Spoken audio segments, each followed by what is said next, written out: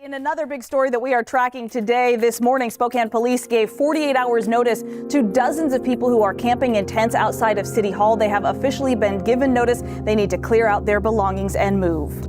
Campers moved into washed out land overnight. Pack up and leave. That's the message the Washington Department of Transportation is sending to homeless campers on state land near I-90 and Freya.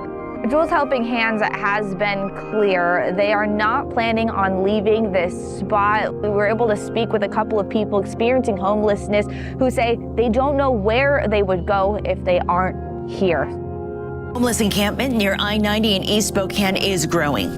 A community has grown from a few tents to a population bigger than a lot of small towns in the inland Northwest. 601 people living here. Is there hope after Camp Hope?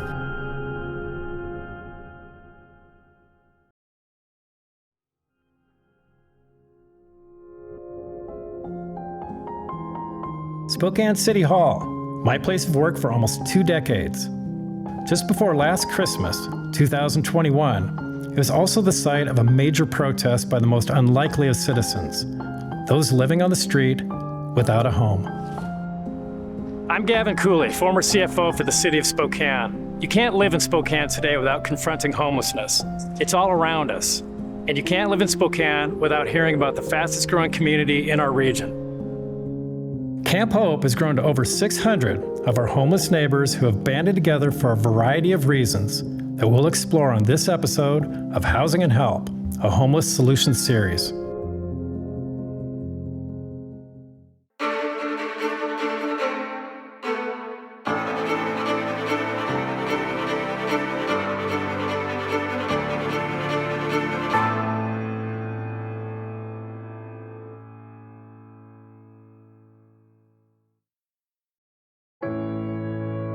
I've heard so many different and often conflicting comments about Camp Hope.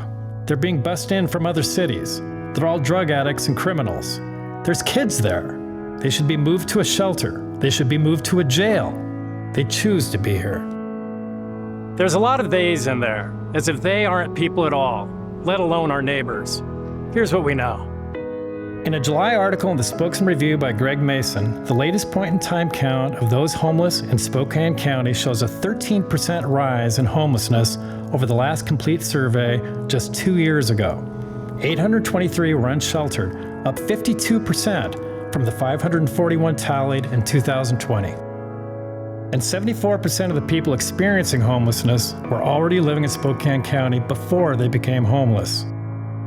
The survey also asked individuals experiencing homelessness the reason they became homeless and what services they needed most. Not surprisingly, housing dominated their answers. No doubt, the city's huge increases in home and rental prices are contributing to this problem. Camp Hope started as a gathering of 168 unhoused people on the steps of Spokane City Hall in December of 2021. They were there to peacefully protest that Spokane had a sizable homeless community with no low-barrier shelter beds available for those protesting. The city of Spokane disbanded the protest and they relocated a few miles east of downtown near Interstate 90 on land owned by the Washington State Department of Transportation that had been cleared to eventually make room for the completion of Highway 395's north-south freeway expansion. Since then, the encampment has continued to grow. The persistence and growth has made it a primary target of the state's initiative to disband encampments on the Department of Transportation rights-of-way. To assist that endeavor, the Washington State Department of Commerce has allocated $24 million to Spokane City and County as part of a larger $144 million package to assist 11 encampments across the state. These dollars are Spokane's chance to provide the services and relocate the people at Camp Hope. But doing that correctly will take a plan. As of this episode, no plan has been agreed upon. All of this swirls around the future of Camp Hope and its residents as I sit down with Julie Garcia, founder of Jules Helping Hands, the nonprofit organization overseeing the largest homeless encampment on Washington state land. Okay, Julie Garcia. Yes, sir. Tell us where we are right now. We're at Camp Hope 2.0. So the history of this camp is it started as a peaceful protest on the steps of City Hall back in December. We rallied people experiencing homelessness to come show the city the actual numbers. So they all came together. We camped on the steps. It was peaceful the entire time. When code enforcement came to remove the camp, we had a meeting with the camp, because one of the things that we're firm believers of in Jules Helping Hands is that we don't tell people what to do. We just support them where they're at. So the camp decided to move because they were in fear of losing their things in the middle of winter. That's traditionally what happens in police sweeps, is they come in, they give tickets. If people can't carry their things, they remove them. And it was in the low 10s and 15s back in December. So they wanted to move. So we found this plot of land that we felt was at least far enough away from businesses and neighborhoods that they can exist in. At that point, it was only 168 people. Down at City Hall. Down at City Hall. And it was originally a protest. It was originally just a peaceful protest. We assumed that the city would come talk to them and find out why they were there. But nobody seemed to come out and talk to them, or as much as we pushed that they did, it didn't happen. Most people in this camp are accessing services, at least the services that are available to them. But this is the chronically homeless population, so their waiting list for housing and their barriers to housing are enormous. They moved that protest from City Hall to here, and there's still a fair-sized homeless population downtown. There sure is. So, I mean, everybody maybe assumes that the homeless population is kind of homogenous. What's the difference between the people that are here and the people that remain downtown? Is there a distinct difference, or is it just some want to participate, some don't, or what's happening there? In this world, what we look for is those maybes. Maybe I'm going to come inside. Maybe I'm going to address my situation. Maybe I'm going to participate. We live for those maybes. These are the maybes. Maybe they're not willing at this point to address their addiction issues or anything else, but they're here. This is the first step. And that's basically what Jules Helping Hands does, is we're that introduction. So we're you would not say the resources. the people here, for the most part, are taking a step. They are. This is the and first maybe step. the people downtown that are still sleeping under bridges, that maybe they haven't decided to take that first step yet. Yes, and how you get that to happen is outreach, first of all, which we do 7 days a week. But it's creating a relationship of trust. And these are bridges that have been burnt on both ends. People experiencing homelessness, businesses, the city. Right. They're all these bridges, and they're all burnt to a crisp. One of the reasons you might not go to a shelter is all these rules. But there must be some kind of rules here at Camp Hope. There is. There's rules here. So the folks that don't want to follow rules end up not staying here. Nobody gets to put their hands on anybody else. If that is the case, then they're asked to leave. We understand they may be using. There is no open drug use here that's not allowed. We stay away from the schools. We're trying to stay away from the businesses. That's the things that we ask. This is the first step to somewhere. What would that next step look like after this camp? So we've spent a lot of time talking to the folks at this camp. Most of them have stated the reason that they're in tents is because they want a door to shut. They're tired of sleeping shoulder to shoulder on mats on the floor. The issues that come with staying in a gigantic Probably shelter. a lot of people wonder that. They see somebody under a bridge or even here in a tent, and they hear that there's shelter space, which to most of us means it's a hard roof. But you're kind of describing maybe why a lot of people are choosing to be in a tent rather than in an overnight shelter. People are saying, we have a voice, can you listen to us? And we're still struggling to get people to listen and understand, because coming from a place of understanding is hearing their concerns. We cannot sleep shoulder to shoulder. I have one gentleman that sleeps. So you're saying in a shelter? In a shelter. It's shoulder to shoulder. It is shoulder to shoulder. This isn't shoulder to shoulder. This is not. They have a door to shut. So how valuable is your door at your home when the world is rough and stressful? You can go to your home and you can shut the door. If I have possessions, if I'm carrying things around with me, what happens with those possessions if I go to a shelter? You're telling me here they could bring it into their tent, they can close the tent, that's the door. But in an ordinary shelter, they have to get rid of their things. So many residents of Camp Hope are resistant to leave the community and enter a homeless shelter because they often have to give up their possessions and pets in the process. And there usually isn't storage for their personal items, often the only belongings they have.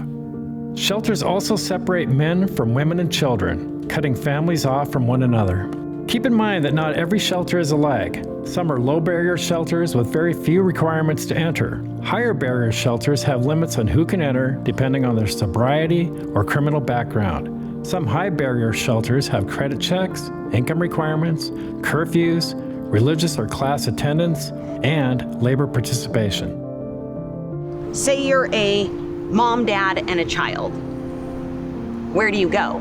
Because our higher barrier shelters that have a faster rate of getting people out of homelessness separate the dad from the mom and children. We do have one shelter right now that's a low barrier family shelter, and it works because they've went 6 months without turning anybody away, and it means more people are going out of their shelter into housing than into their shelter. So low barrier is what this population needs, because our high barrier family shelters separate the entire family. Same with individuals like these folks. If you're a married couple, if you're a partner, if you are a same-sex couple, that's not a possibility to stay together. Everybody's separated. You mentioned just a moment ago children, and I think maybe we don't often think of that. How many children, for instance, are here at Camp Hope in your home? None. We do not allow children to be here because we are low barrier. Low barrier means we don't do background checks, so we don't know the backgrounds of the folks that are staying here. According to the data from surveys conducted at Camp Hope in early July, of its 601 residents, only 51 would agree to go to a shelter. Conversely, all 601 would agree to use a pallet shelter or a tiny home. There's work to be done. Consider that only 2 of the 601 campers surveyed had their core identification, an ID or social security card. If you don't have proper identification, you don't have any access to the array of services including housing vouchers, and often aren't even allowed to fill out paperwork for employment. And that's just the beginning.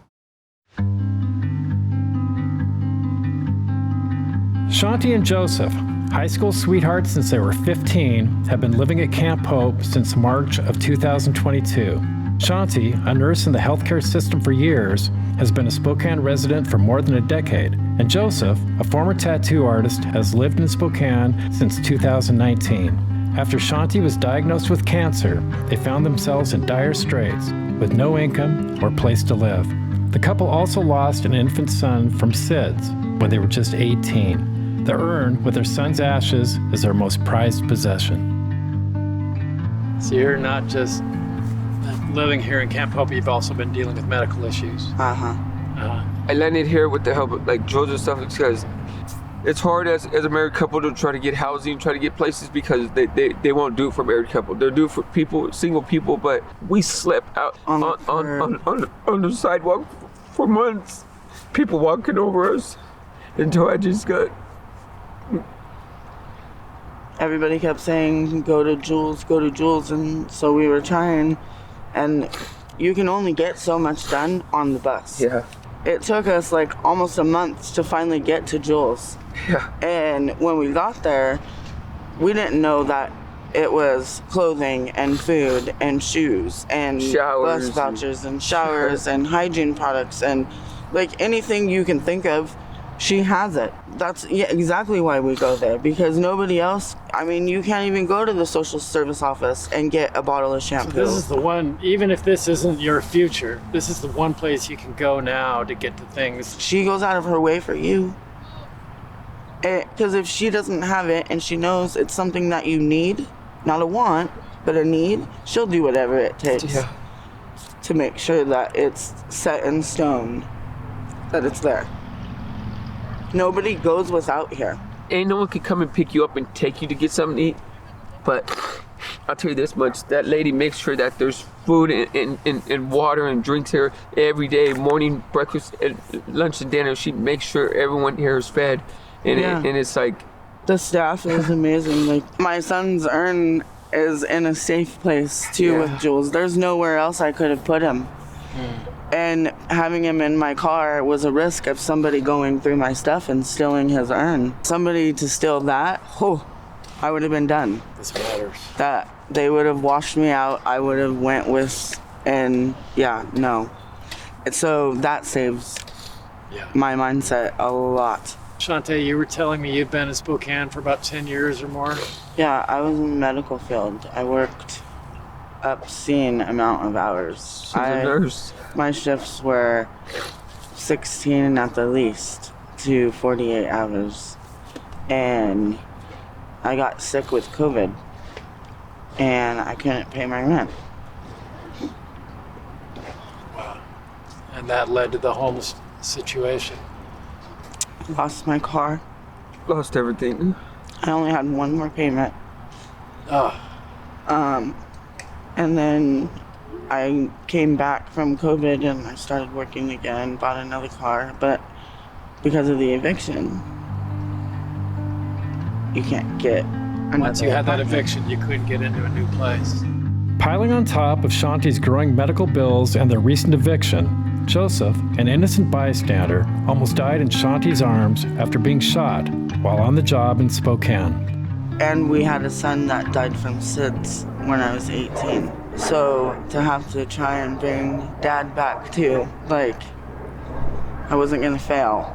And he's here now. I'm like, I don't know. Anybody that, like, when you love somebody, you just don't stop loving them. It just, like, I wanted everything back when he died. Like, I didn't care. I wanted all the bad, as long as it was something. And so being out here, like, the worst has happened already. It doesn't get worse. Like, but it hurts to hear the judgment, to hear, to ask for help. Like, that takes a lot. When I've never used the system. I've paid my taxes my whole life. Right. What do you, this has been an improvement over the situation you had, but Yeah, you have Jules hopes has. and dreams going forward. And Oh yeah, I'm gonna have my house with my garden and, you know, my new car again, and I'm gonna go back to school and I'm gonna work again. Like, I'm not, this is a minor setback I see in my way because, you know, I still have my wife, so you really ain't took nothing from me. No, and if anything, it's humbling. It's humbling. Everybody needs not a hand out, just a hand up. People still like I don't get it. I don't get it how people can be so raw, so. Jeez, man, we're all human. Treat us as we are. Yeah. And you see a lot of people in your situation here in Camp Hope where they're looking for that hand up to they get just to the want, next they just place. want help, just like we all do want help. And they don't know how to stand on their own 2 feet. There should be something out there to help strengthen and give them their self-worth back. They're gone. So it's not just the apartment, it's that sense of self-worth and You being able lose to it. Yeah, do I for mean, this yourself. is a knockdown, drag out. This is a war field out here.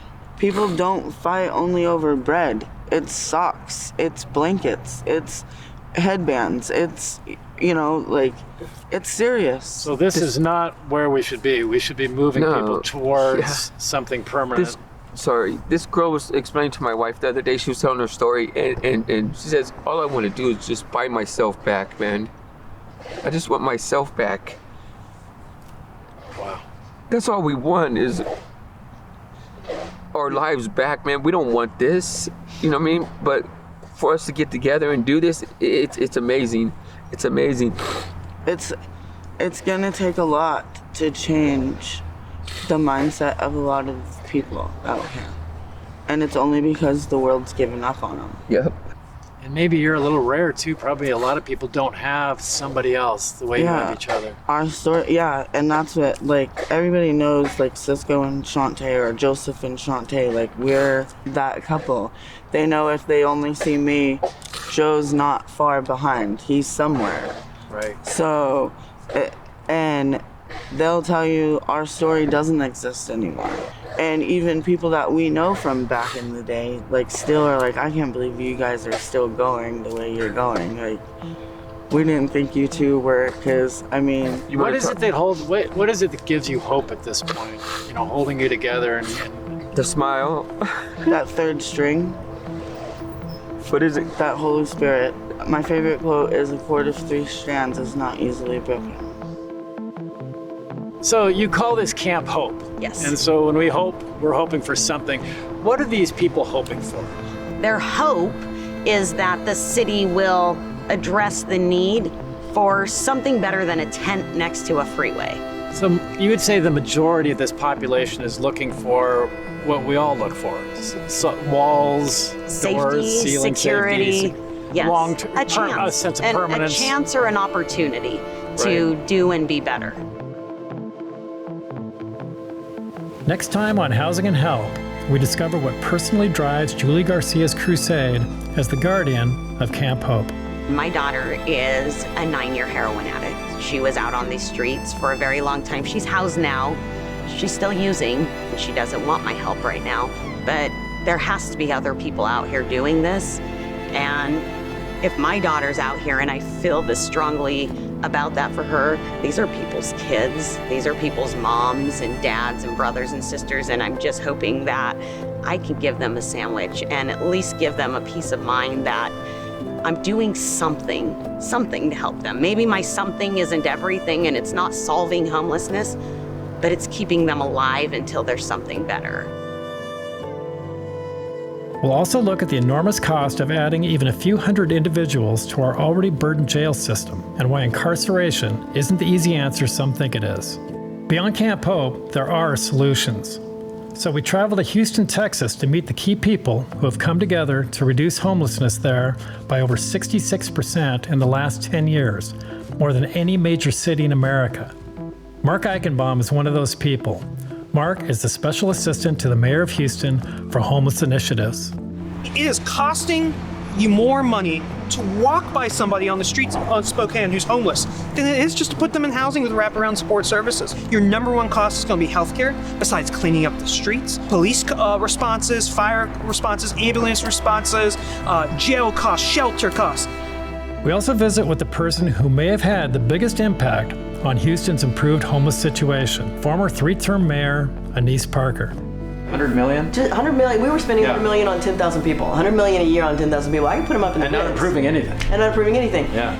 We also sit down with Tao Costas, president and CEO at Search Homeless Services, a lead nonprofit agency in Houston, and Bob Urey, recently retired after 30 years as the CEO of Central Houston, Downtown Houston's business association.